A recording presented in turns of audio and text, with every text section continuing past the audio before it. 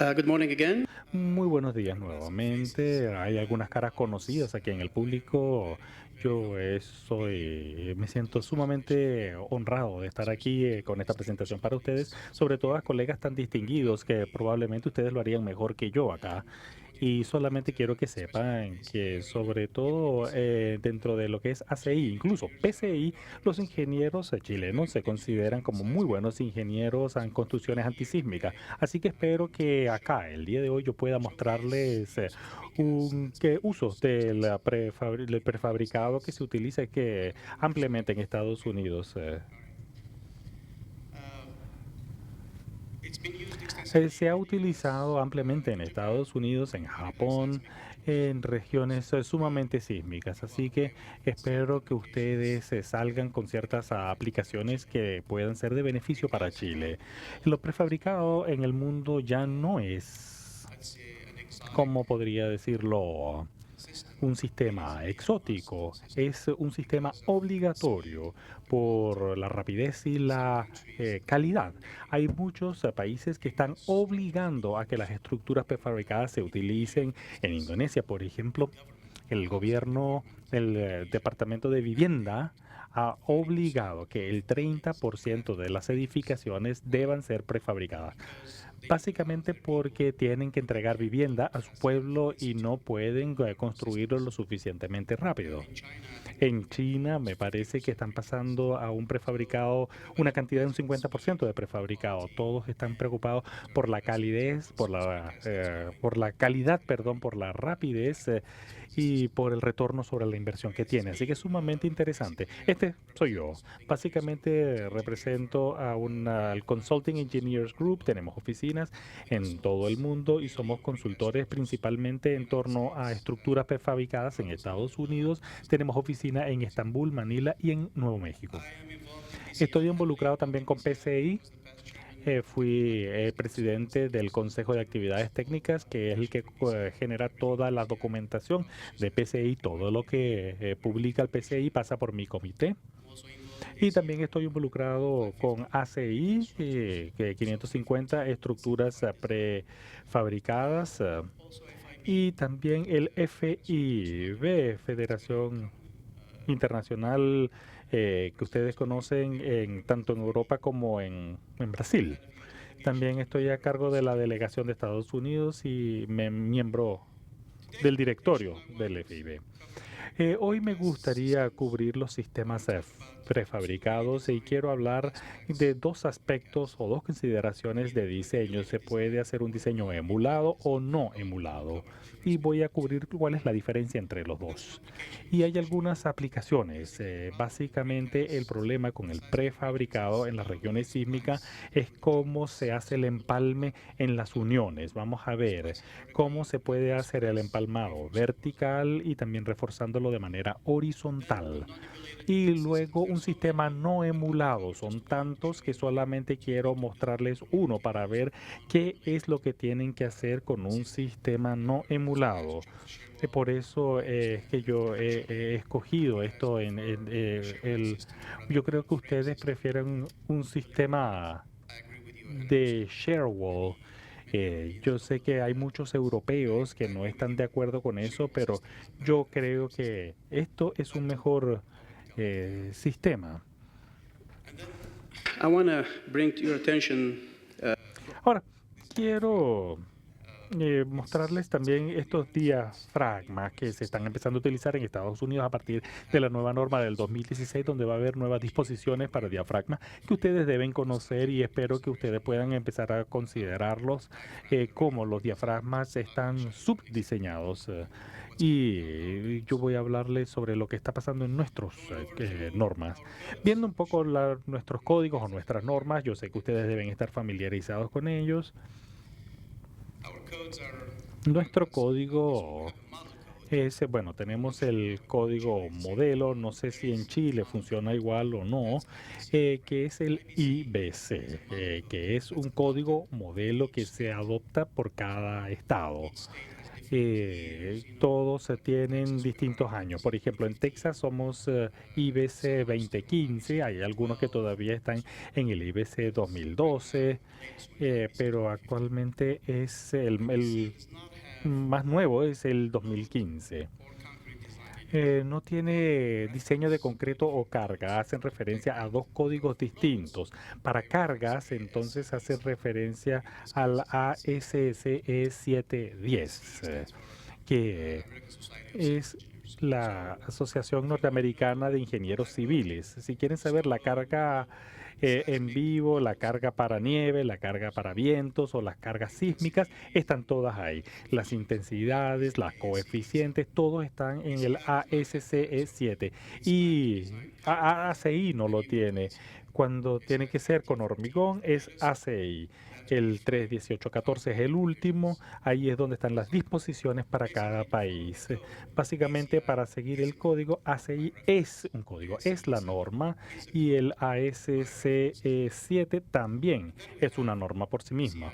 Y luego tenemos el manual de diseño PCI, que no es un código, no es una norma todavía, pero muchos ingenieros, como ustedes, que somos ingenieros de registro, por ejemplo, cuando se hacen estructuras prefabricadas, se puede hacer referencia a ese diseño y hay que obedecer y seguir esas recomendaciones.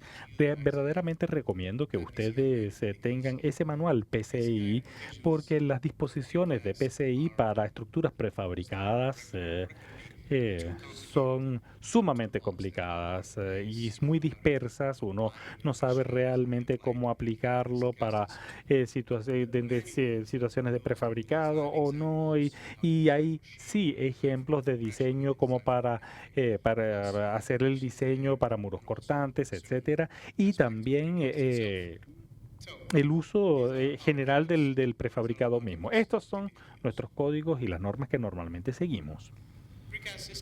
Los sistemas prefabricados, estos son los dos sistemas más predominantes. Primero partimos con el piso, ¿verdad? Que puede ser de alveolar o de doble T. Estos son los dos más comunes en Estados Unidos. Hay algunos que utilizan losa sólida, pero estos son los dos más recurrentes. El sistema alveolar o el sistema de doble T. El resto es común para otros. Tenemos vigas para soportar la losa alveolar, también tenemos antepechos, tenemos muros. Nosotros básicamente hacemos el prefabricado de todo lo que sea posible. Podemos tener una estructura prefabricada en su totalidad, a excepción de los cimientos, o podemos tener combinaciones, pero estos son los productos que normalmente utilizamos en Estados Unidos. Por cierto, si tienen algún tipo de consulta mientras voy avanzando, pueden interrumpirme, o si lo prefieren, podemos hacerlo al final cuando tengamos el break. También los suelos normalmente han sido reforzados y quiero mostrarles la distinción. El prefabricado para nosotros es cualquier cosa que lleva un refuerzo. Por ejemplo, una viga tenemos también pretensada y reforzada. Systems in the United States.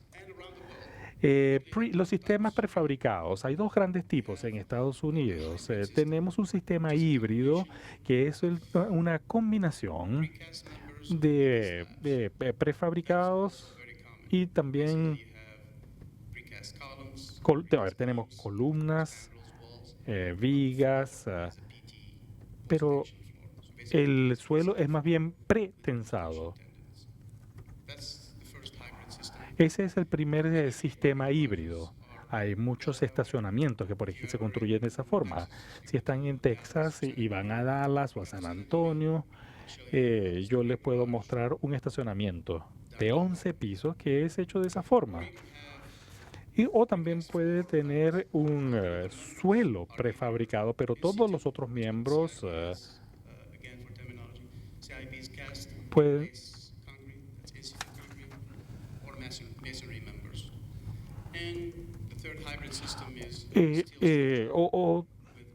pueden tenerlo con dobletes. Sí, sí, me van siguiendo, ¿verdad? But there are the total A ver, pero tenemos, por supuesto, que también tenemos los de una prefabricado total, donde todo es prefabricado. Tenemos las combinaciones híbridas con albañilería, con dobletes, pero también tenemos algunas donde son prefabricados, donde podemos tener un sistema de murallas de cortantes, resistentes laterales, o también con encofrados. Quiero mostrarles algunos ejemplos. Un edificio que es tal como este, que parece un edificio común y corriente, quizás es uno que podría uno encontrar acá, pero es efectivamente un edificio totalmente prefabricado. Las columnas son prefabricadas. Básicamente esta columna y esta otra columna, esta también, y detrás de ellos son totalmente prefabricadas. Eso es un sistema de columnas y vigas con un suelo con doble T.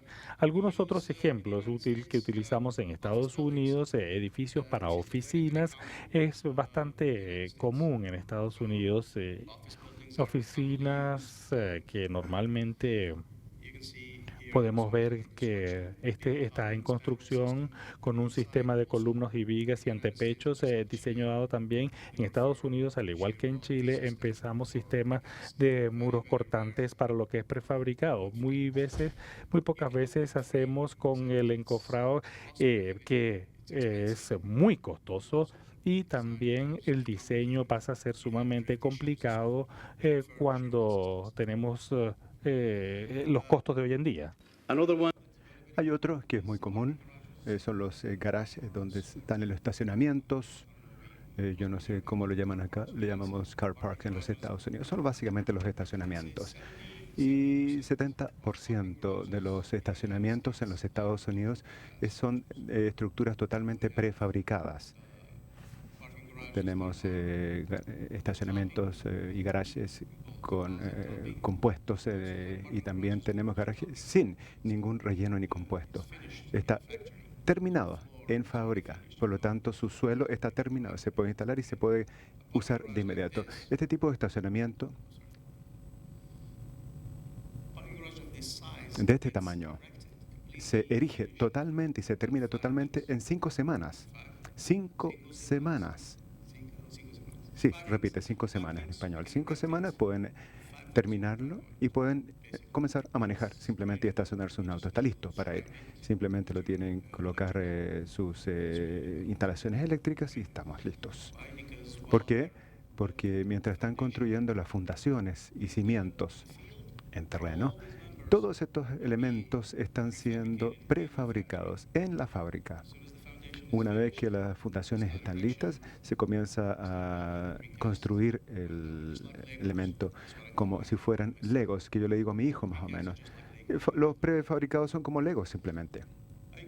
Como pueden ver aquí dentro, ahí tenemos un marco que es mucho mejor, se ve acá enmarcado. Utilizamos distintos tipos de muros para hacer los sistemas resistentes laterales. Los estacionamientos y los garajes son los más difíciles, porque nos gusta utilizar los muros cortantes, pero que los muros cortantes sean sólidos. Y luego tienen un problema de luz, temas de seguridad en estos estacionamientos, que no nos gustan los puntos ciegos. Y por lo tanto, nosotros nos gusta que estos muros cortantes estén abiertos. Y esto le llamamos un rampla, que utilizamos mucho cuando van en la rampa. Esto lo sacamos como muros cortantes también. Ahí tenemos otros tipos de construcciones que están siendo realizadas. Pero muchos garajes y estacionamientos de los Estados Unidos, el 70% más o menos, son totalmente prefabricados. Tenemos instalaciones modulares, que es otro sistema que utilizamos en los Estados Unidos. Básicamente, construimos todo en la fábrica y lo llevamos en un contenedor o caja y lo establecemos. Le doy un ejemplo. Es como un módulo de 4 celdas, 1, 2, 3, 4, es así. El interior de uno de estos módulos es el que tenemos ahí. Está totalmente terminado. Es un buen negocio. En los Estados Unidos tenemos mucho delito, así que bueno, nos beneficiamos desgraciadamente con estas prisiones que construimos de manera modular. Estas son escuelas que también son modulares. Ahora, ¿por qué? se utilizan mucho en el prefabricado es porque debido a su rapidez en la construcción, cuando las personas quieren construir una celda o una prisión, tienen que hacerlo rápido. Cuando necesitan una escuela, también lo necesitan rápido. Por lo tanto, es prevaleciente para todos estos hormigones prefabricados. Este es el parte interior de la prisión. Ahí tenemos los módulos en esta prisión y el resto de eso simplemente es un sistema de columnas y vigas. Y esto es una caja, simplemente, que se preocupa de todos los sistemas laterales. Por lo tanto, es bastante rígido y duro. Ahora los estadios,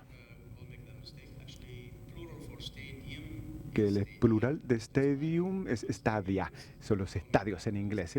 Hay un error de tipografía en ese. Ahí tenemos, muy común, son estructuras totalmente prefabricadas, sistema de columnas y vigas, se le llaman la columna Raker, que recibe todos los asientos. Ahí tenemos, recibe los asientos, como les decía. Esto también es un sistema del marco del momento, que es el estadio donde realmente se necesita este sistema, porque no se tiene los muros para colocarlos ahí. Esto es el 8080 Center, que está en San Antonio. Mi empresa hizo 40 o 50% de los estadios en los Estados Unidos, y eso lo hace mi empresa. Hicimos el Cowboy Stadium, no sé si ustedes lo conocen. Quizás ustedes conocen más del fútbol. El estadio de Houston, el Recent Dynamo, también lo diseñamos. Hicimos el estadio de fútbol de Filadelfia. Bueno, nosotros nos encargamos de los más grandes. El estadio Lucas Dallas Cowboys también lo fabricamos, lo hicimos. Son estructuras totalmente fabricadas o parcialmente fabricadas. Bueno, estos son ejemplos de estructuras. Lo otro, que es muy común en los Estados Unidos, son las fachadas prefabricadas. Fachadas exteriores, que llamamos cladding. Luego es un negocio importantísimo en los Estados Unidos, debido a que ustedes pueden utilizar esta fachada de prefábrica en situ, en el lugar. Básicamente tenemos el exterior y todo esto con revestimiento. Y los arquitectos en los Estados Unidos les encanta este elemento prefabricado, porque se hacen detalles muy lindos, como ven ahí en pantalla, pero también se pueden utilizar mármol, áridos especiales. Incluso en la parte fotométrica, podemos incluso colocar la imagen de alguien, simplemente con retardantes, etcétera. Se puede colocar su foto. O pueden tener distintos colores, hormigón de color, todo tipo de cosas imaginables. Aquí tenemos un ejemplo que también ustedes pueden hacer un zoom in y mostrar todas las cosas que se pueden hacer ahora con los prefabricados. Medallones, cornas, mármol. Le dan a los arquitectos mucha libertad e imaginación y les encanta utilizar estos elementos prefabricados. No mencioné los rascacielos todavía. En los Estados Unidos hay pocos rascacielos que son prefabricados, y la razón no es técnico, sino es un tema más bien de costo. Cuando uno sobre 20 pisos, uno tiene que utilizar esta guía, esta grúa para poder subir esto, y luego limita el tamaño porque esta grúa no tiene tanta capacidad. Así que una vez comenzamos a limitar el tamaño, tenemos tantas cosas que producir y luego comienza a aumentar el valor de lo que más se puede fabricar. Entonces utilizamos estas plumas móviles que vienen e instalan estos elementos prefabricados. Cuando utilizamos estas plumas móviles, el elemento prefabricado es muy competitivo, pero cuando utilizamos las plumas, luego ya es menos competitivo. Es un tema de costo y no también técnico. En Japón, por otra parte, van a estar 50, 60 pisos con elementos totalmente prefabricados, piso a piso, entonces, y con partes más pequeñas, porque primero temas de transporte, es más pequeño en Japón, entonces se pueden utilizar piezas más pequeñas y luego se suben. Y luego parecen que muchos edificios lo hacen y lo fabrican de esa manera, hasta 50, 60 pisos, algunos con aislamiento y otros no tienen aislamiento de base, y también. Y han pasado por muchos terremotos ellos, hasta 8 en la escala Richter, sin daño alguno.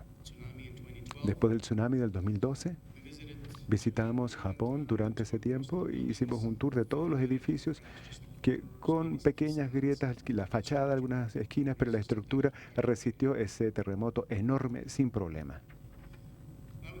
Ahora vamos a ver las consideraciones del diseño. Si hay preguntas ahora, siempre con micrófono para su traducción. Algunos productos de prearmado, yo lo sé en Chile, ¿qué es lo más común? Yo no mencioné el transporte a propósito porque yo creo que eso está más allá del alcance de esta presentación. Pero es común para todo el mundo que las estructuras prefabricadas, pretensadas para los puentes es muy común. Ustedes también utilizan lo mismo acá, así es que... Pero es estrictamente lo que estamos hablando para el uso en edificios. Bueno, las consideraciones de diseño. Cuando ustedes hacen elementos prefabricados, la diferencia entre el precast y el que se hace en sitio, hay una sola diferencia. El hormigón que se vierte en el lugar es un sistema continuo, por lo tanto, cuando uno lo diseña, todo es continuo dentro de su sistema. El prefabricado es un sistema discreto, lo que significa que tienen uniones en cada vez que conectan dos elementos de prefabricado tiene uniones, por lo tanto hace que se vuelva un sistema discreto. En las uniones uno tiene que manejar no solamente las fuerzas, sino que también hay que manejar el desplazamiento. Si queremos que se comporte como algo que se ha vertido en el lugar, si quiere que se comporte como el hormigón que se fabrica in situ, eso se puede conocer el diseño emulado. El diseño emulado es un sistema prefabricado que tiene la misma conducta, como si fuera un elemento que se haya fabricado en el lugar. Resiste las mismas fuerzas, pero además en términos de la deformación tiene la misma conducta. El sistema no emulado, por otra parte, es un sistema que ha pasado y es equivalente al lugar que se ha fabricado en el mismo lugar, pero no igual. La ACI 318 tiene requisitos para aquellos sistemas para que cumplan con ciertos requisitos, para tanto resistir las fuerzas y además la deformación. Y uno del ATC 14 y 5.2 para los muros y los marcos que dictan que estos son los criterios necesarios que hay que cumplir, el desempeño y sus especificaciones para cumplir los requisitos de la ACI. Y eso es lo que se vuelve no emulado. Yo le voy a mostrar dos ejemplos después, los muros de corte y también los muros potenciados, y vamos a mostrar también unos muros de corte intermedios en los Estados Unidos que están reconocidos como un sistema viable. No tenemos que emularlo, simplemente tenemos que cumplir con ciertos requisitos y ustedes los pueden utilizar en cualquier situación, porque nuestra norma y código es el factor responsable para los muros de corte intermedios de corte. Y no hay muros especiales de corte que reconozcan en esta norma, a menos que uno no haga el sistema no emulado. Bueno, ¿qué es la emulación? Básicamente, uno está tratando de emular o copiar lo que se fabrica en el lugar. El único problema es que las uniones, uno tiene el refuerzo que cruza estas uniones. Por lo tanto, uno necesita asegurarse que ese refuerzo se cruce de un elemento prefabricado al otro y se comporte como se hubiese fabricado en el lugar. Este es un sistema de marco del momento y básicamente emulan o copian aquí en las uniones y conexiones. Básicamente tenemos el elemento prefabricado. Luego acá, ustedes hacen el empalme de estos refuerzos acá. Como pueden ver, este empalme mecánico es como el peso desde la cara de la columna, lejos de estas rótulas plásticas, es lo que se requiere la ACI, y luego se puede empalmar en el medio de la viga, en la columna o en el medio de la columna, como quieran. Y básicamente es lo mismo. Aquí tenemos lo mismo que acá. Ustedes lo encofran con el hormigón y luego tienen un totalmente emulado que es similar al que se fabrica en el lugar. Y esto se ha probado ya mucho y la conducta del comportamiento es idéntico al que se fabrica en el lugar de la obra.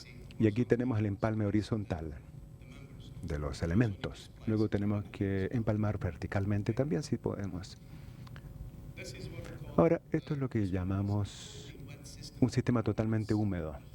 Vale decir, todas las uniones y conexiones están húmedas, pero también podemos tener semiseco. Este es otro ejemplo de los semisecos, donde el prefabricado hace el encofrado por ustedes, por lo tanto no hay que encofrar en terreno. Esto muy costoso por otra parte en los Estados Unidos. ¿Por qué? Porque toda esta parte tiene que ser hecho in situ, en terreno. La mano de obra en terreno es el doble que la fábrica, por lo tanto cuesta el doble de lo que uno hiciera en fábrica. En Japón no parece ser un problema porque utilizan esto todo el tiempo. Estos son su práctica estándar, porque probablemente es lo mismo el valor de la mano de obra en terreno como en fábrica, lo que no es en Estados Unidos. Para superar ese problema, nosotros utilizamos el prefabricado como el elemento de encofrado. Aquí tenemos un elemento de gravedad, por lo tanto, es un elemento de momento, utilizamos una cavidad y luego hacemos el empalme dentro. Esto es un sistema de marco que utiliza la losa potencial, pero se utiliza este sistema. El sistema de apuntalamiento se utiliza cualquier empalme que se pueda utilizar en estos. Y el requisito es que se utilizan 2 en las regiones sísmicas y el tipo 2 en las regiones no sísmicas. Yo lo voy a ver en un minuto ya y se los voy a explicar la diferencia, el tipo 1 y tipo 2. Pero pueden ver más o menos cuál es el empalme mecánico. Básicamente tenemos el refuerzo que viene del elemento prefabricado. Ahí tenemos en la manga, también el otro lugar prefabricado, simplemente se bombea la lechada y luego tenemos ahí lo que se considera que es equivalente, como si nosotros hubiésemos reforzado de manera continua. Yo sé que las conexiones se pueden volver un problema. Todos los ingenieros tienen un problema con esas conexiones y uniones. Piensan que eso se debe a que tenemos una unión ahí o conexión. No, realmente está haciendo un vertido in situ. Pero el sísmico no, porque uno asume que el hormigón de todas formas se va a agrietar. Entonces, al tener estas grietas horizontales, no debieran afectar el diseño. Debiera ser más o menos el mismo. Iba a hablar sobre semiseco, el sistema semiseco. Aquí tenemos un ejemplo del semiseco. Básicamente, el púrpura es el prefabricado. Tenemos esta viga prefabricada y luego uno hace todo el empalme dentro de esta cavidad, de este hueco. Es lo que llamamos un sistema semiseco. Vale, básicamente no hay encofrado en terreno. Se utiliza el prefabricado como un elemento de encofrado para crear esto. Ahí tenemos el detalle, básicamente la línea en punteada tenemos el prefabricado y aquí pueden hacer su conexión de momento. Se ve más o menos así, como ven en pantalla. Tenemos esta llave de corte en la columna, la viga, ahí tenemos un agujero en la viga y esto se vuelve básicamente, una vez que hacen el in situ, que se convierte en la viga, que se puede colocar para la conexión del momento. Ahí se colocan y se reemplazan las cargas sísmicas. Pero cargas muertas, el prefabricado se encarga de todas las cargas muertas. Tenemos la carga física y la carga viva. Y esa es la sección que se utiliza para arreglarlo. Por lo tanto, tenemos arreglada esa viga. Y ahí tenemos, básicamente, en pantalla se ve, tenemos la viga.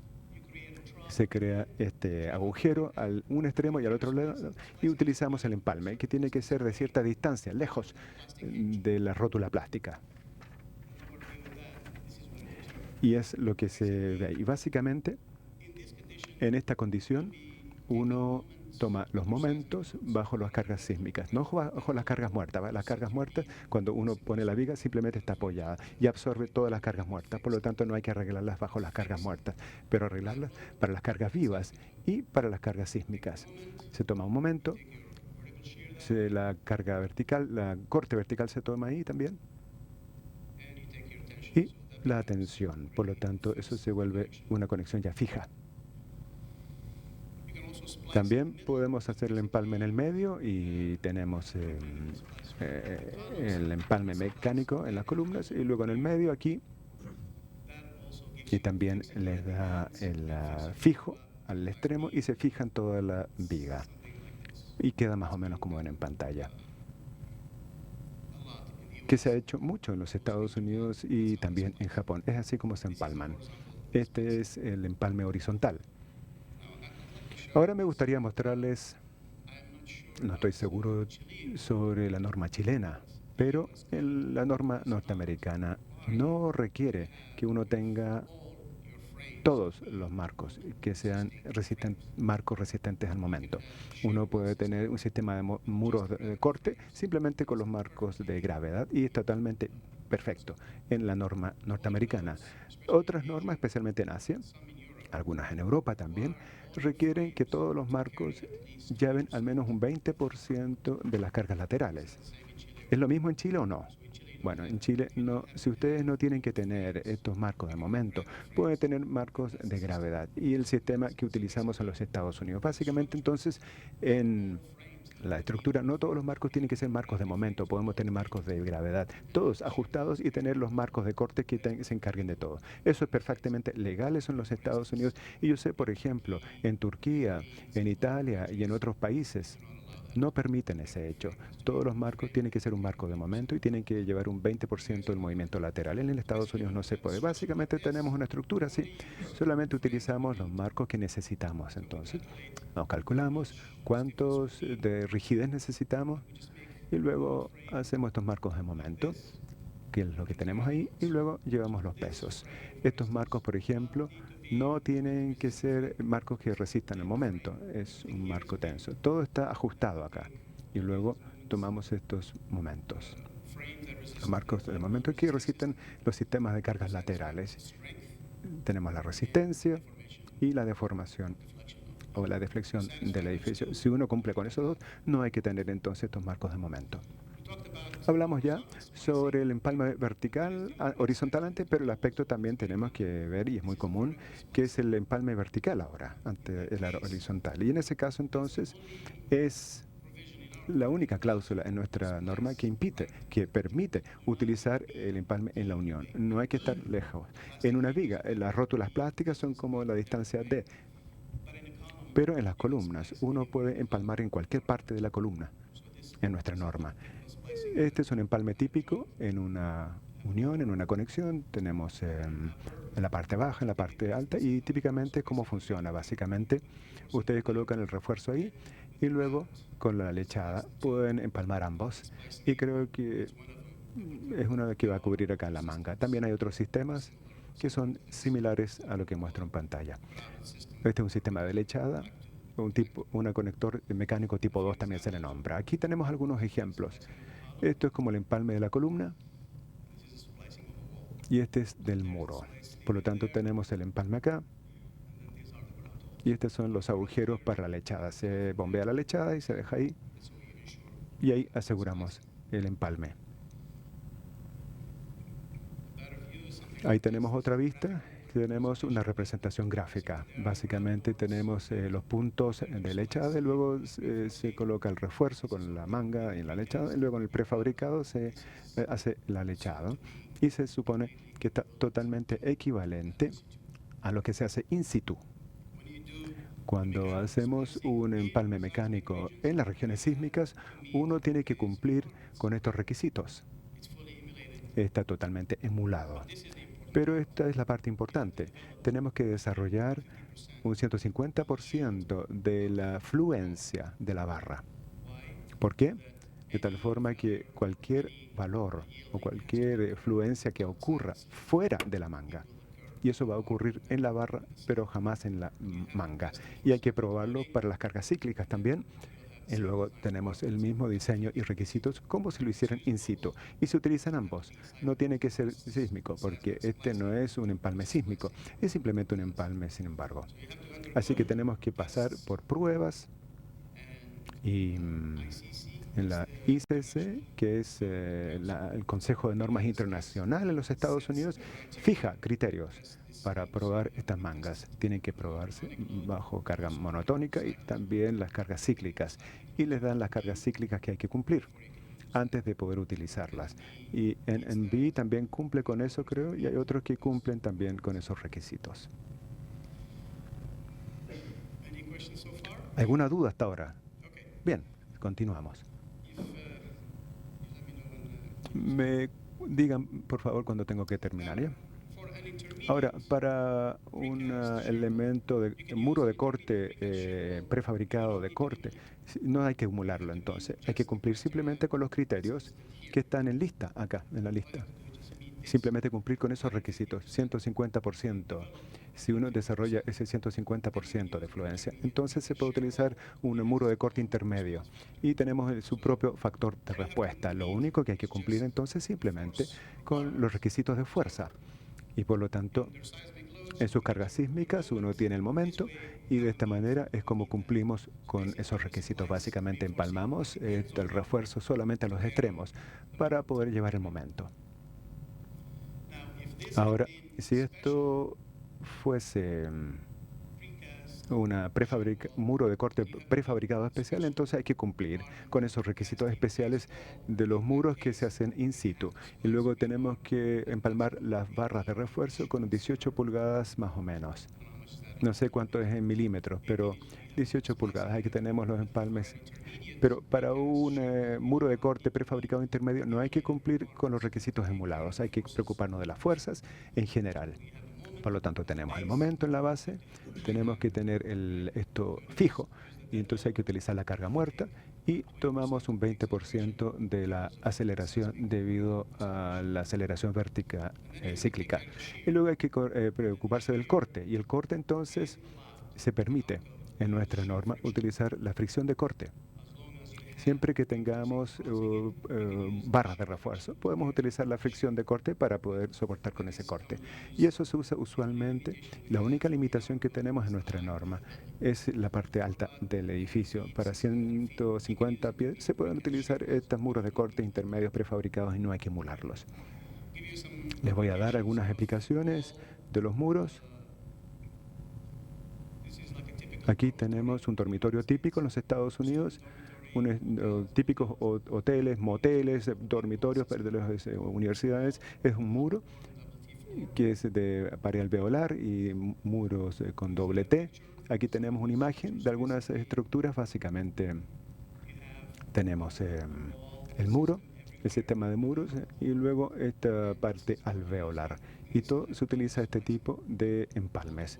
Muro a muro, hay que empalmar el muro para que pueda llevar el peso. Voy a pasar ahora hablando. Si ustedes tienen un sistema de marcos, If you have a frame system, how do you break? ¿cómo uno rompe estos marcos de forma que se puedan prefabricar? Ese es el truco, si hay que utilizar el sistema de momentos enmarcados. Estos son ciertos tipos de maneras de romper este marco, por así decirlo. En Japón, por ejemplo, ellos rompen los muro, viga, rompen cada parte en una sola parte. Y lo hacen piso a piso.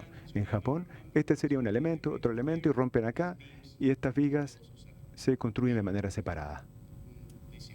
Y parece que pueden gastarlo. En los Estados Unidos no va a ser porque eso va a ser demasiado costoso. Nadie va a construir una estructura así.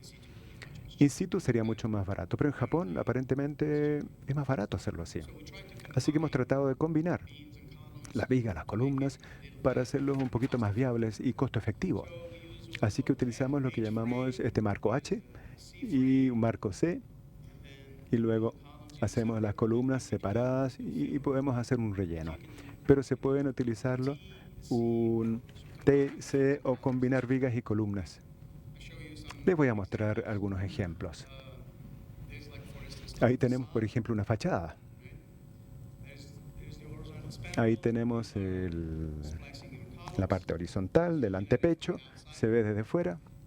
Aquí podemos ver todos los empalmes verticales de refuerzo que se hacen utilizando ese empalme mecánico que les utilizan desde fuera, más o menos es como se ve. Y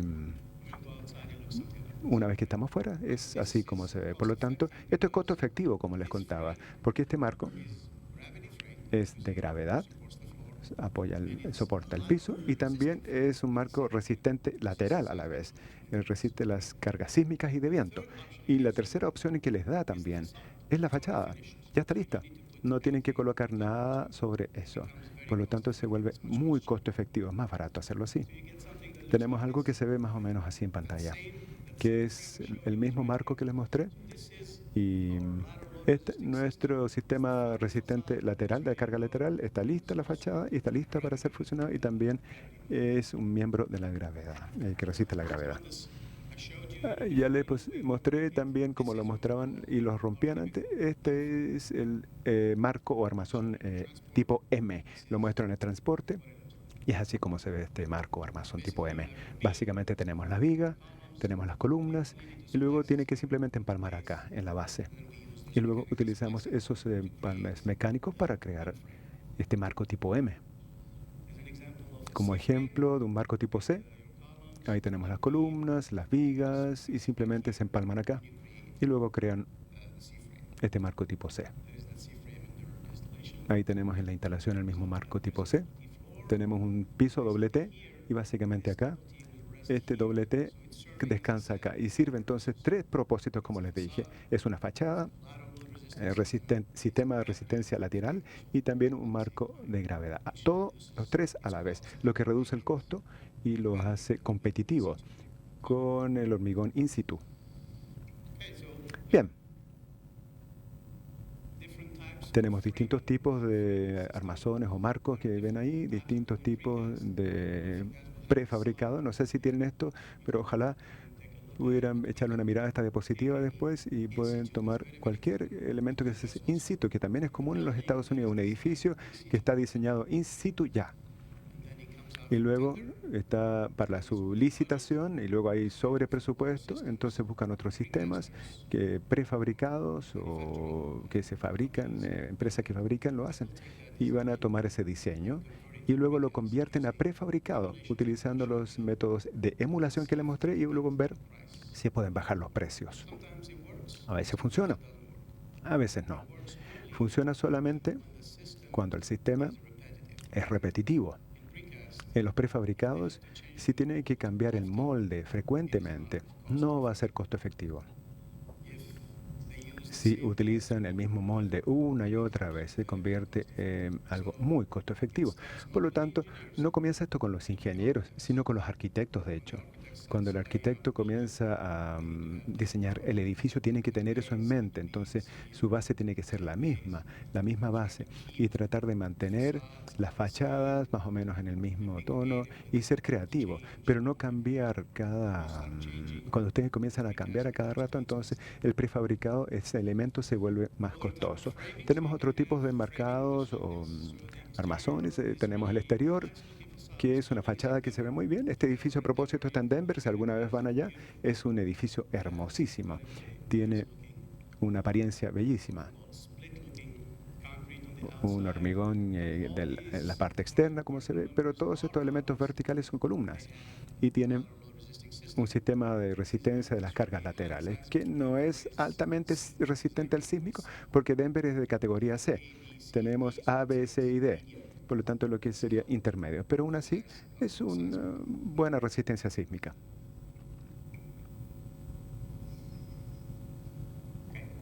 ¿Estamos? Ahí termino la primera presentación y la próxima entonces voy a hablar sobre un ejemplo de los muros no emulados y vamos a cubrir los requisitos de diafragma. The question is due to the fact that in Chile we have a major trend to do modularization, he says, to start in construction, different modules, and the bases are the same one, the foundation, to make it more cost effective when we do this module in workshops or the factory, and to reduce the labor cost on site. So in this type of examples of buildings that you mentioned, that if I have a traditional building that is traditionally designed, I could therefore, once the design has been finished, I can transform in a precast building, right? So the question is there any experience whatsoever that when transforming a traditional design on site to a precast design, regardless of what we already know about the savings in labor cost, is there any influence of the materials? Do we save on materials? Do we add more cost on materials? Does the engineering effort becomes more expensive? Do you have anything to elaborate on that?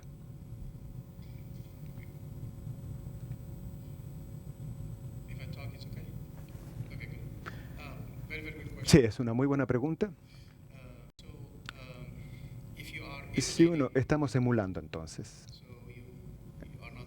uno no está ahorrando nada, porque cualquiera sea el diseño original y lo que tenga en los refuerzos, por ejemplo, en la sección de los materiales, van a ser los mismos, porque uno está emulando. Es equivalente entre lo que se hace fabricado in situ o prefabricado. En los Estados Unidos hacemos el VE, Value Engineering, ingeniería de valor en el prefabricado, porque con esta ingeniería de valor o VE tenemos mejores materiales que in situ. El hormigón, por ejemplo, es más resistente. Uno puede utilizar pretensado para reducir la cantidad de acero. Por lo tanto, se puede reducir los costos de material y reducir los elementos si utiliza esta ingeniería de valor, VE. Pero hay que rediseñar la estructura. Tiene toda la razón. Los materiales en la planta son mucho mejores que in situ y les dan una resistencia mayor, de tal forma que se puede reducir ese número. Pero los Estados Unidos, si uno está emulando, está utilizando exactamente lo que el diseño original tenía, hay que cumplirlo y proporcionar lo mismo. Pero si uno hace ingeniería de valor, se puede ahorrar mucho en materiales. ¿Qué es lo que hacemos en Estados Unidos? ¿Respondí su pregunta?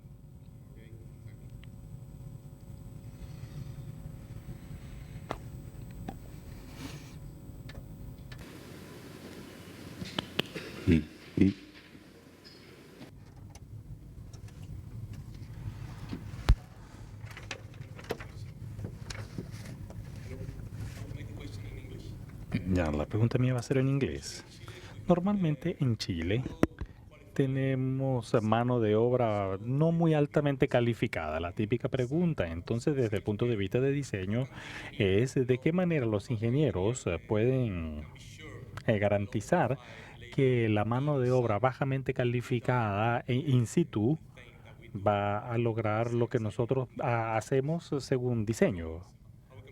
¿Cómo podemos asegurarnos de eso? Muy buena pregunta. Es un problema común en otros países también, que también tienen este tipo de problemas en Filipinas, Indonesia, en Asia y en el Medio Oriente también. En Estados Unidos nuestro modelo es que el código requiere que haya inspectores especializados por estructura. Tenemos inspectores o fiscalizadores que son pagados por el dueño del edificio, no el arquitecto ni el diseñador. Ese fiscalizador, ese inspector tiene que revisar toda la documentación y garantizar que los cilindros, los cubos tengan toda la resistencia necesaria. Y para garantizar calidad en Estados Unidos, PCI tiene plantas certificadas. Son cerca de 300 plantas que hacen edificios estructurales, deben ser certificados por el Instituto del Hormigón, que garantice que se cumple con los requerimientos necesarios. Si no están certificados por el PCI, es el fiscalizador del dueño el que tiene que ir a la planta para asegurarse que estén siguiendo el diseño tal como lo envió los ingenieros. La recomendación que yo le he hecho a la sociedad de ingenieros de Filipinas es adoptar el mismo sistema, pero tener sus propios fiscalizadores cuando se hacen sus edificios. Como ingenieros, eso se puede poner dentro de los requisitos generales. Las inspecciones se van a realizar bien sea de manera continua o aleatoriamente o esporádicamente, pero eso le va a dar la tranquilidad necesaria. Usted está absolutamente en lo correcto. Como ingeniero in situ, las inspecciones son fácilmente de realizarse. Todo el mundo sabe lo que hay que hacer, pero en la prefabricación pasa a ser un poco más técnico, requiere de hartas habilidades. Así que yo les aconsejo como ingenieros que asuman ustedes esa responsabilidad también de enviar a su personal a la planta para asegurarse de que se está haciendo según sus dibujos, según sus planos y luego en tercer terreno, lo mismo. No sé si le pagan lo suficientemente bien como para incluirlo en sus honorarios. En Estados Unidos no nos pagan lo suficiente como para eso. No sé cuál es la tarifa acá en Chile, pero en Estados Unidos el detalle de prefabricación son como 5% de los costos. Así que agregar un inspector o fiscalizador más en San Antonio quizás lo puedo hacer, pero si es fuera de mi oficina o de mi área de oficina ya pasa a ser prohibitivo. Pero sí puedo contratar un inspector externo cuando yo creo que la calidad no es del todo buena, porque incluso si yo estoy legalmente cubierto, sé que no he hecho nada malo, pero si algo llegara a pasar al edificio, todavía voy a tener una mejor reputación si es que, incluso si es que yo no he hecho nada malo. Esa es la sensación que tienen todos los ingenieros en general. Pero si tenemos un buen programa de pruebas, fiscalizadores e inspectores, no nos tenemos que preocupar. Pero si igual les preocupa, colóquenlo dentro de los honorarios. Voy a tener un inspector en terreno o en la planta, así que cuando calculen los honorarios, se incluyenlo para que eso les dé la tranquilidad que necesitan.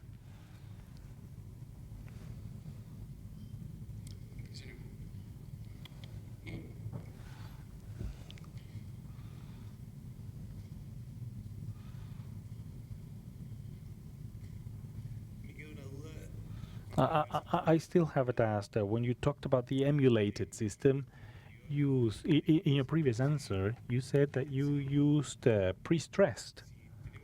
And if you have a pre-stressed to change the tenders in small sections, the design actually changes. So when it's emulated, you don't keep the sections, the areas, I don't know. Is it because it's cheaper to use pre-stressed or post-stressed? Can you follow? Sí, también es una muy buena pregunta. Normalmente no emulamos el pretensado. Usamos pretensado solamente cuando utilizamos el VE, esa ingeniería de valor, para poder reducir el reforzamiento en una viga. Si es así, se puede sacar y ahí utilizar el pretensado, pero solamente para gravedad, no para los sistemas de resistencia de carga lateral. Así que básicamente cuando se hace un emulado solamente se hace en las uniones o en la fase, pero el pretensado nunca cruza entre una unión y otra, a menos que sea posttensado, y ahí ya no se está emulando. Cuando se empieza a hacer eso, ya no estamos emulando. Y eso es el próximo ejemplo que les quiero mostrar. Es un modelo de posttensado. Pero para emular, lo único que la ingeniería de valor, para reducir los materiales, hay que sacar algunos de los reforzamientos y utilizar cableado, pero básicamente no se utiliza sino solamente en ciertas uniones. Sí, eso responde a su pregunta.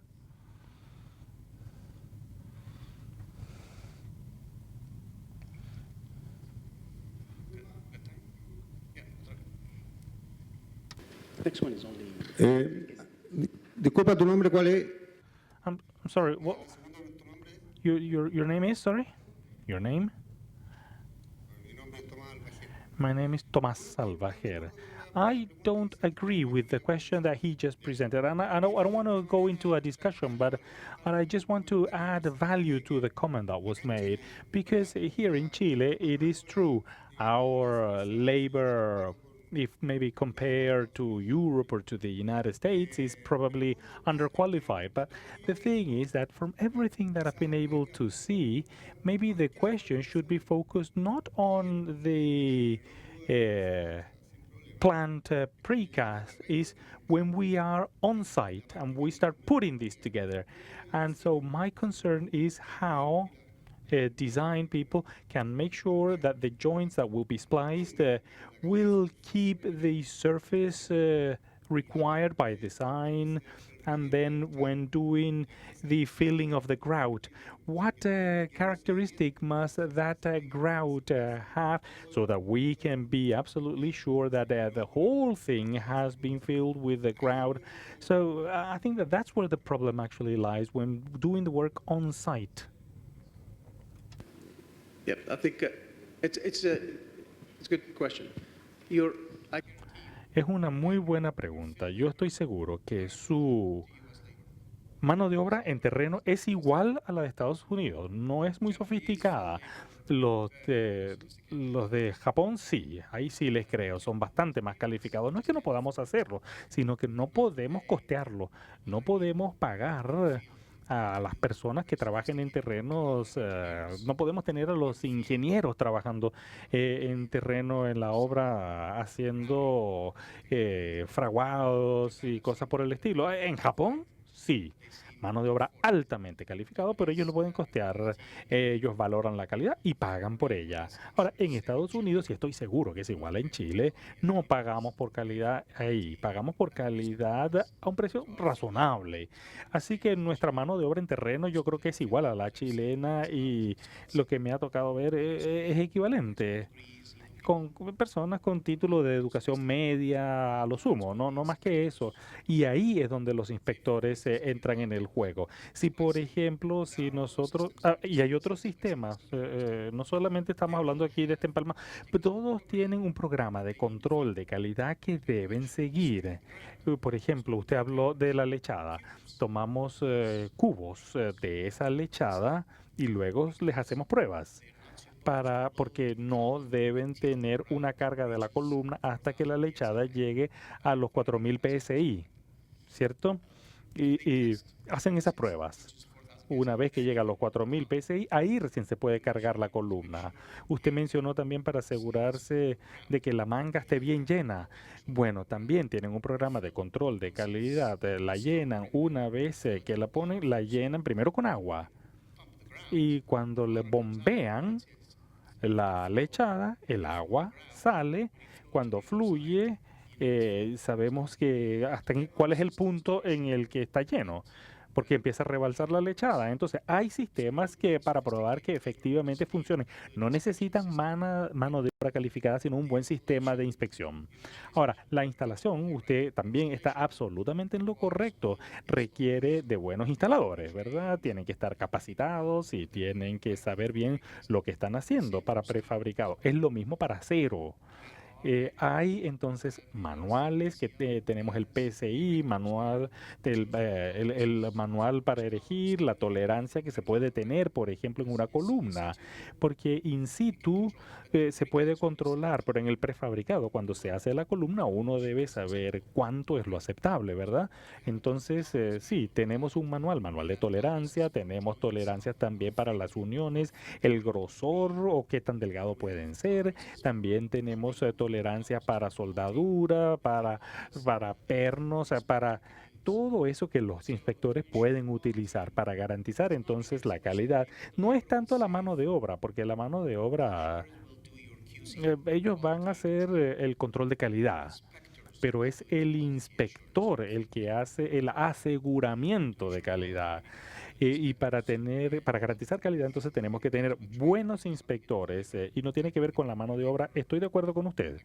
La mano de obra, les garantizo que tiene el mismo nivel de calificación que en Estados Unidos. ¿Sí? ¿Responde eso a su pregunta?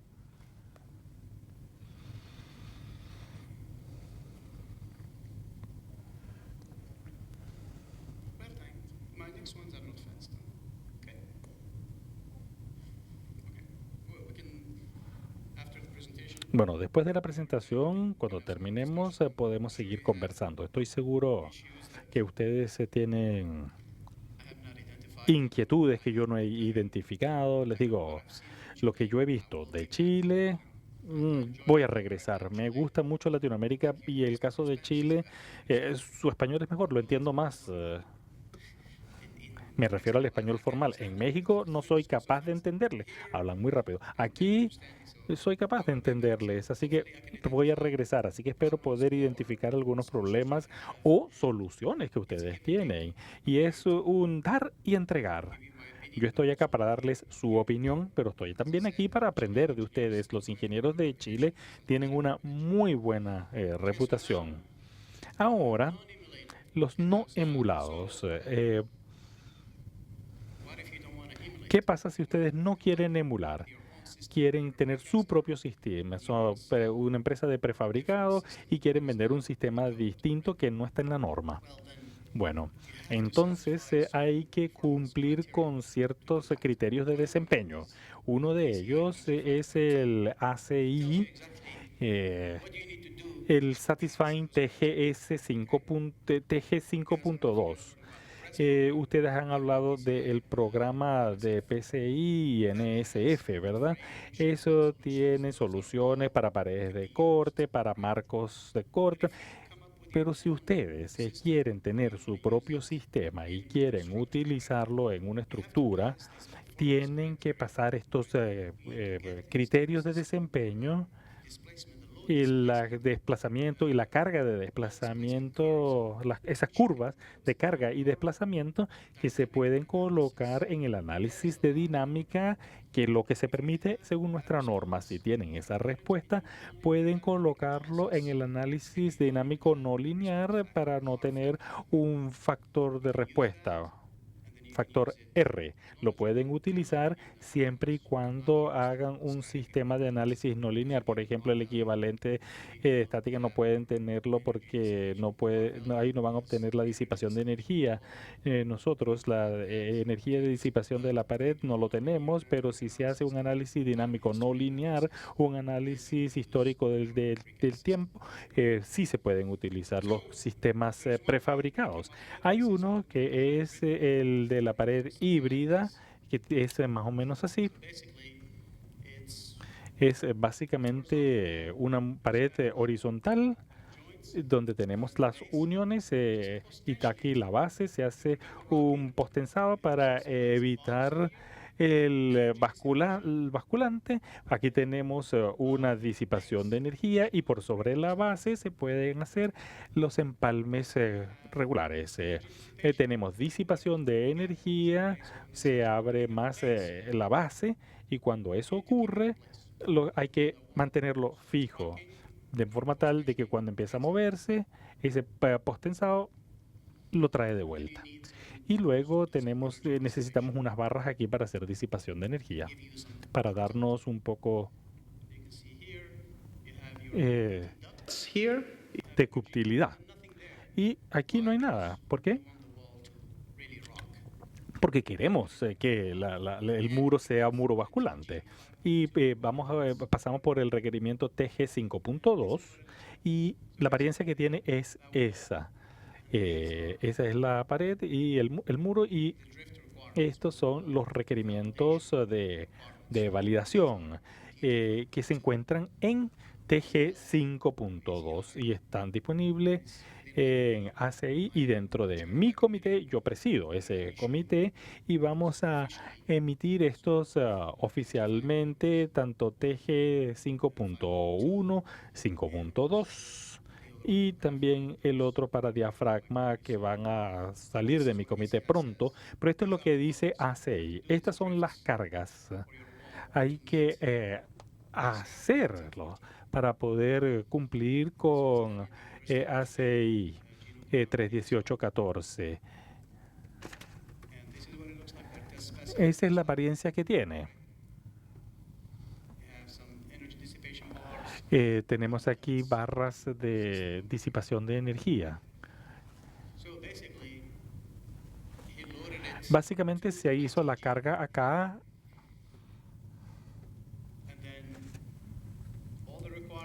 Todos los requisitos, las mediciones de los desplazamientos tienen que cumplir con el TG 5.2 para tener este resultado. Tenemos aquí el muro sólido y aquí uno con apertura. Una vez que ya hemos cumplido con estos requerimientos, tenemos aquí tenemos el desplazamiento lateral versus la carga, y esto se puede poner dentro del análisis dinámico, y luego nuestra norma nos permite hacer uso de este muro. Esto es cuando uno no quiere hacer emulación, cuando uno quiere tener su propia solución, tiene que pasar por pruebas. No puede simplemente llegar y empezar a juntar estos muros y suponer que va a resistir, sobre todo en construcciones de resistencia sísmica. Cuando son de baja resistencia sísmica se pueden hacer uso de muros comunes y corrientes, pero si no es así, si no estamos dentro de nuestro código, hay que pasar por todas estas requerimientos de pruebas rigurosas. So basically, Básicamente, if we have some precasters here, si tenemos gente que trabaja con prefabricado acá, si tienen ideas, estoy seguro que todos ustedes tienen ideas de cómo hacer muros de corte o muros cortantes prefabricados, pero si tienen paredes intermedias y quizás también y quieren hacer algún tipo de muro un poco más sofisticado, pueden sacarle provecho a este factor de respuesta más avanzado, pero hay que probarlos. Básicamente se toma ITG 5.2, que tiene todos los requerimientos, se hacen las muestras, se entregan a la Universidad de Chile o a la Universidad de Santiago para que hagan las pruebas y asegurarnos de que cumplimos con el requerimiento, y si es así, se puede utilizar en el diseño, si es que tienen la idea. Y si no, pueden utilizar este muro o cualquier otro muro que venga del programa de pretensado del PCI, que están permitidos dentro del código también. Siempre y cuando obtengan esta curva, debieran estar bien. Incluso en la unión entre la viga y la columna, si obtienen esta curva, lo pueden utilizar siempre y cuando esté en un análisis dinámico no lineal para sus edificios. That was just Bueno, ese era un ejemplo. Y es lo que va a requerir para utilizar sistemas que no son emulados. Si quieren utilizar un sistema que no está en la lista, entonces tienen que pasar por todos estos pasos que les he mencionado. ¿Alguna duda antes de ir a los diafragmas? Bien, vamos a los diafragmas y luego de eso podemos tener una discusión si quieren o preguntas después de los diafragmas. that's the other thing. Ese es el otro tema que quería darles por Neb Cleanan, que hizo esta presentación para resumir qué es lo que tenemos en nuestra norma. Yo estoy seguro que si ustedes han hecho alguna vez un análisis modular y un análisis no lineal, no importa si es prefabricado o fabricado in situ, a cero, si ustedes hacen ese análisis, les garantizo que van a encontrar que su carga de diafragma son mucho más altas que lo que la norma especifica para las cargas de diafragma. El primer video que les mostré, ¿se acuerdan? Eso se debió a este fenómeno. Hemos notado que las cargas de diafragma son mucho mayores que en las cargas de los pisos para diseñar los muros de corte. Tenemos que diseñar para los muros de corte que le dan las cargas de pisos y de hecho las cargas de diafragma son mucho mayores que eso. Por lo tanto, PCI hizo algunas pruebas para ver cuál es la demanda. Y sí, es mucho mayor esta solicitación.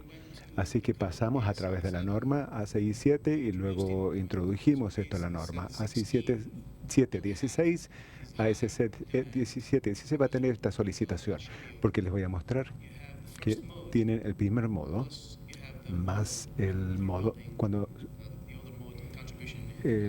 tenemos la contribución en el edificio. Por lo tanto, lo que pudimos notar en ASC 717 es la nueva publicación, que si tenemos la copia ya última, van a ver que este método ya está incorporado en esa norma.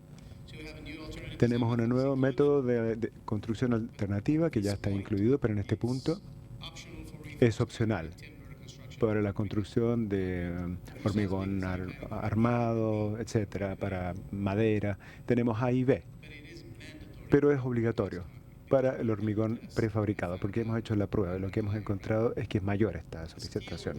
El acero y la industria de la madera decidieron salir de ahí, aunque saben que sus diafragmas son más bajos de lo que se requiere, pero no estaban preparados ellos para aceptar los métodos para hacer sus propias pruebas. Así que la industria del acero y la industria de la madera están haciendo sus propias pruebas para poder verificar estos altos niveles, pero en prefabricado ya sabemos que son así, son altos los valores.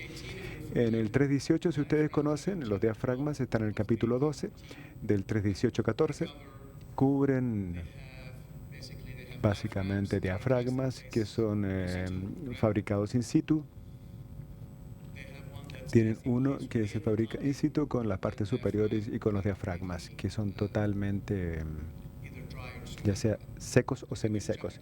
Si van al capítulo 12, es ahí donde encuentran todos los demás. Pero en el D, el diafragma de los elementos interconectados con los que están fabricados in situ, sin topping, sin losa compuesta. Se permite de nuestra norma fabricado y conectado. Y tenemos las losas prefabricadas con sus diafragmas y aún eso va a ser legal en los Estados Unidos. Pero, ¿por qué uno haría un sistema seco en una región altamente sísmica? Uno pensaría que no hay una aplicación al respecto. Bueno, sí la hay. Para los edificios industriales, por lo general, en los Estados Unidos, el techo de un edificio industrial no quieren colocar los toppings ahí, simplemente quieren colocar su aislación, la aislación de prefabricado y listo. With a connection system. Hay que hacer sistemas de conexión de tal forma que el diafragma funcione como estuviese interconectado. Utiliza también edificios y estos elementos superiores. Yo no sé si lo pueden ver que es un problema en Chile o no, pero en los Estados Unidos, si tenemos hay que bombear esta cobertura y luego hay que bombear y se vuelve totalmente muy costoso, prohibitivo.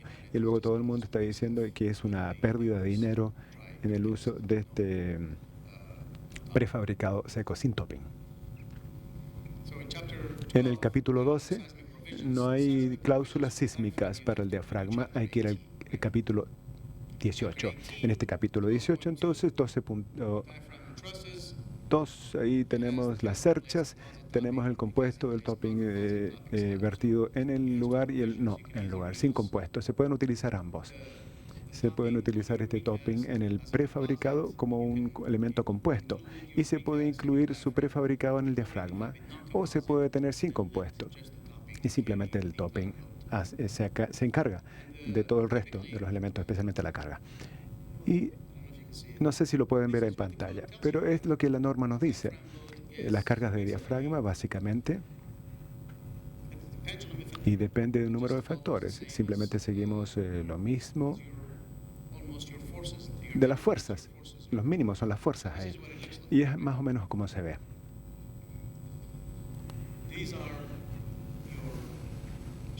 Estas son las fuerzas de los muros de cortes y esta es la fuerza de los diafragmas. Es debido al mínimo. Si ustedes hacen el análisis, es lo que obtienen. Este es el efecto pendular. A mayor valor, los muros van a perder los muros de cortes. Es así como se está en la norma.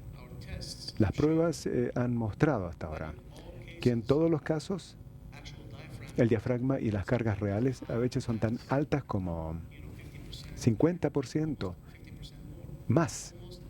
Casi todos los sistemas distintos están sobre la norma que prescriben las cargas. Así que tenemos una carga de diafragma mucho mayores de lo que está en la norma actualmente. Y esa fórmula la hemos visto en la norma turca, en la norma japonesa, y la fórmula se repite en casi en todas las normas. No estoy seguro si la norma chilena tiene la misma fórmula, pero esas cargas de diafragma parecen que se utilizan en todas partes, porque vienen de la UPC, que son las normas unificadas de los edificios, y esa fórmula se ha repetido en todas partes hasta ahora. Y hemos encontrado que de hecho es muy baja. Este es el diseño actual para los edificios de baja altura y es algo que es mayor que cualquier número de pisos. Y puede llegar a 2.8 y después los niveles suben ahí, como ven en pantalla. En los diseños actuales de nuestras pruebas hemos encontrado que esta es la carga de diafragma, esta fórmula. 0.4 SD es el mínimo, pero para cualquier nivel que sea mayor, de hecho, estas son las fórmulas correctas. Gamma M1 y M gamma M2 son los contribución de módulo. Es el primer módulo, gamma 1, y es el mayor de contribución hacia el diafragma. Eso es lo que hace que las cargas en el diafragma sean mayores que lo que se prescribe en la norma. Porque no tiene sentido, de hecho.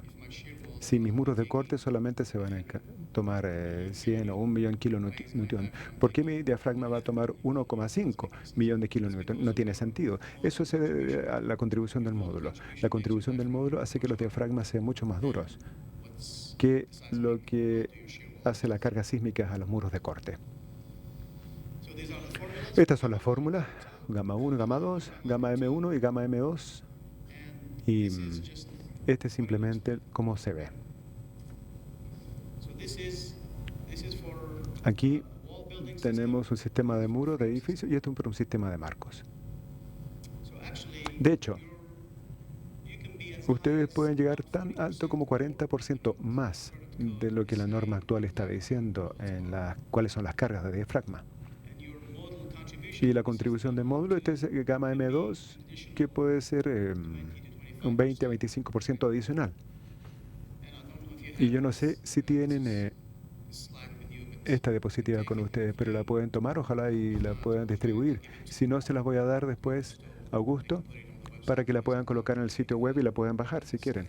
Esta diapositiva, no hay ningún problema. Y el video también que le mostré al inicio, también lo pueden bajar. Bueno, como les decía, the diaphragm design. este es el diseño de diafragma, que depende de gamma 1 y gamma 2. These are really Y estos son, de hecho, factors los factores precast para estructuras prefabricadas. for elastic and rigid. Tenemos elástico y rígido, y aquí está el intermedio. You have really high Y de hecho tenemos unas cargas mucho mayores. Por lo tanto, tomamos un ejemplo estructural. an 8-story building. Un edificio de 8 pisos de oficinas. We run the analysis. Hicimos los análisis, dado los nuevos requisitos de la norma que está siendo ahora emitida. Y las variables son sustanciales, como ven. Esto es para un edificio de momento, historia de 8 pisos, y eso son lo que la norma nos dice. And these are the difference Y estas son las diferencias dependiendo de si quieren hacer un diseño elástico o un diseño rígido. Ustedes pueden estar a veces mucho más altos, sobre un 25 o 2,5 veces la carga, dependiendo si quieren ir dentro de un diseño elástico, pero para los diseños rígidos pueden estar un 15% más arriba.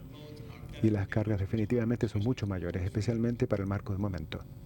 This is for the one in seismic design. Este es para las categorías C de diseño intermedio, y en las categorías sísmicas D ustedes pueden estar también sobre un 6%, 0,6 mayor entonces, que lo que prescribe la norma regular. Okay, so basically the design Básicamente el concepto de diseño depending depende de cómo uno quiere que se comporte el diafragma, ya sea elástico o de manera rígida, o reducir las opciones de diseño. Tenemos 3 opciones para diseñar el diafragma. Tenemos una opción elástica, una opción básica y también una reducida, básicamente, dependiendo de lo que ustedes estén utilizando. Ustedes pueden tener estos distintos niveles de carga. in our current Eso es lo que viene en la norma. Los diafragmas y sus cargas van a ser mayores de lo que actualmente se ha prescrito, especialmente para el hormigón. Y en la próxima norma, que es hace 7, quizás 20 o 22, que el acero va a estar ahí también. Todo el mundo ya lo reconoce. if you are using Si ustedes están utilizando el topping o el relleno o la losa de compresión, no sé cómo lo llaman, si utilizan esta losa de compresión arriba del prefabricado, entonces no tienen que calificar. Ya sea un diseño regular en esta sobrelosa, hay que tomarlo utilizando el diseño de diafragma típico. Pero si quieren un sistema seco, entonces ahora es distinto. Tiene que calificar los conectores. Estos son los tipos de conectores que utilizamos en los Estados Unidos. Utilizamos prefabricado y esto tiene que cumplir con ciertos requisitos. Y esto es lo que llamamos los conectores tipo cuerda. Al final se toman la tensión del diafragma y tienen que cumplir con estos criterios. Tienen que pasar a través de estas cargas cíclicas para cumplir con esos requisitos y luego pueden tener un sistema seco y pueden lograr esta curva que se llama la curva de la espalda para sus conectores. Y luego tienen que estar dentro de la curva una vez que diseñen sus solicitaciones o demandas. Básicamente, para una deformabilidad más baja, ustedes están en la área azul. Para una deformación media de los conectores y para sus deformaciones altas de sus conectores. Tienen que estar dentro de estos rangos, de estas aperturas, de las uniones. El problema con los pisos prefabricados son las uniones. Es muy difícil de manejar estos. difícil tener proceso de refuerzo si no tenemos estas sobrelosas. Es difícil que pueda funcionar como elemento único. Así es que las aperturas de estas conexiones y sus condiciones sísmicas se vuelven extremadamente críticas en estas circunstancias. Por lo tanto, bajo estas deformaciones muy altas, ustedes pueden tener hasta 15 a 20 milímetros, que permitir hasta 20 milímetros de apertura de sus conexiones, y aún no va a fracasar, no va a fallar. Por lo tanto, tenemos que tener una calidad y conectores altísimos si queremos un sistema seco. Como les dije nuevamente, es muy raro que ustedes hagan un sistema sin sobrelosa, con excepción de los Estados Unidos, para los techos de edificios industriales y también en los estacionamientos, los garages. En los Estados Unidos no nos gusta colocar estos sobrelosas, que es el piso terminado de la superficie seca, y en ese caso sus conectores tienen que utilizar estos requerimientos. Básicamente, tenemos algunas deficiencias que hemos encontrado dentro de esa norma. Hemos hecho recomendaciones. Esto es PSI a propósito que hizo.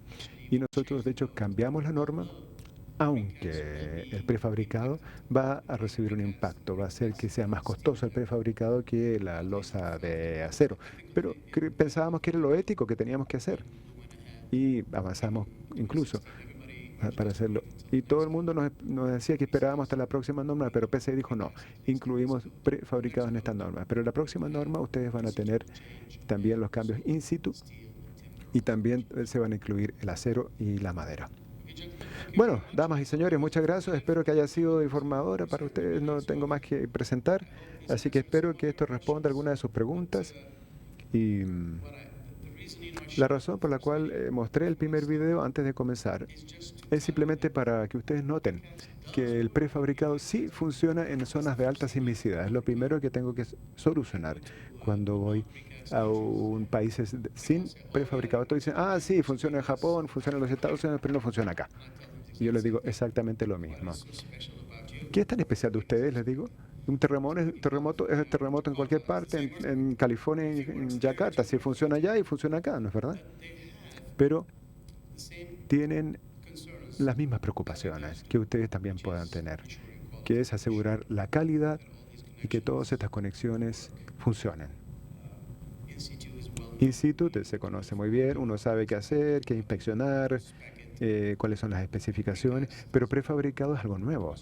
Pero una vez que uno ya lo conoce, especialmente si proporciona esto, tiene que tener sentido. No se puede utilizar prefabricado porque es prefabricado. Tiene que, de hecho, calzar y tener sentido. Y hemos visto que en otros países también, para las casas, para la rapidez de la construcción, es ahí donde utilizan los prefabricados. Pero si no tiene sentido, a veces hay algunos edificios donde el prefabricado simplemente no es viable. Pero en otros sí es una solución muy útil. Y como ingenieros, como yo, ustedes también son ingenieros, se nos pide por nuestros clientes proporcionar la mejor solución para el mejor precio. Bien, estoy listo. Si tienen alguna pregunta, duda o si quieren tener algún debate, siempre con micrófono para su traducción, por favor. Muchas gracias.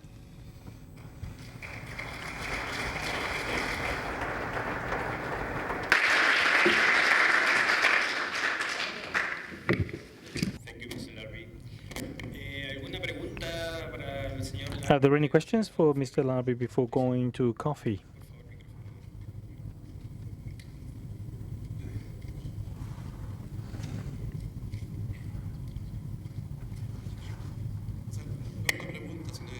It's not really a question. I just wanted to emphasize on the diaphragm that was just mentioned.